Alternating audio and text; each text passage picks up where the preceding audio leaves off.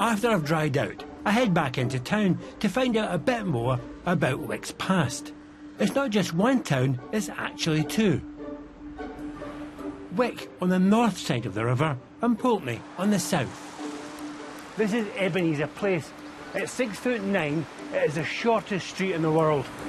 I wonder how GPS finds it. The two towns, Wick and Pulteney, merged officially in 1902. Pulteney was a new town planned by world-renowned civil engineer Thomas Telford. It was built in the 19th century to cope with the influx of people working in the booming herring industry. I'm meeting Wick's retired harbour master, Malcolm Bremner, to find out just how big the herring industry was here. If there's a big splash, you'll get me back out again. I'll get you, I promise I'll get you out.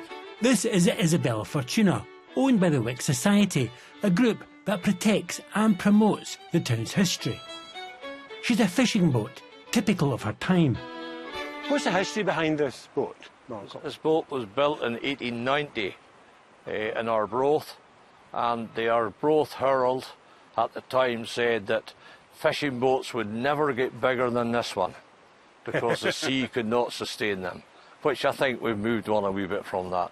It had 4 men and a boy that fished with this boat. How much fish could they collect here? Oh, the drift net, I would say a few crans, maybe 20, 30 crans. What's a cran?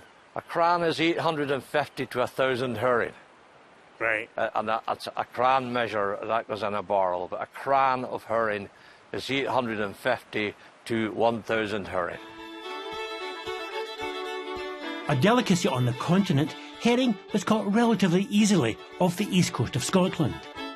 In the early 19th century, there was as many as 30,000 vessels, accompanied by gutters and coopers, following the shoals of fish wherever they went.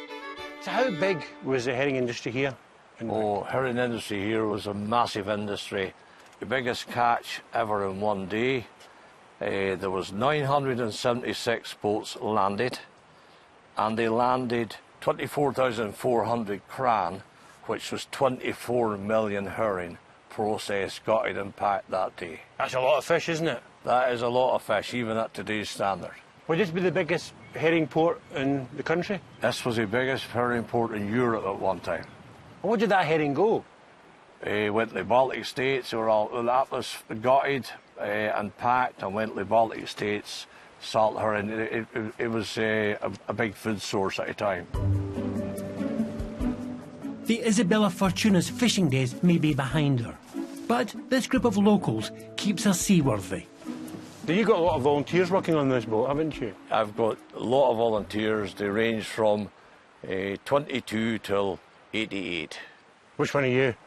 I'm a 22-year-old? No, I'm just a wee bit older now. Yeah. Hello, Shona. Hiya. What are you doing? Well, I'm currently tying up part of the boom. All right. Are you one of the volunteers?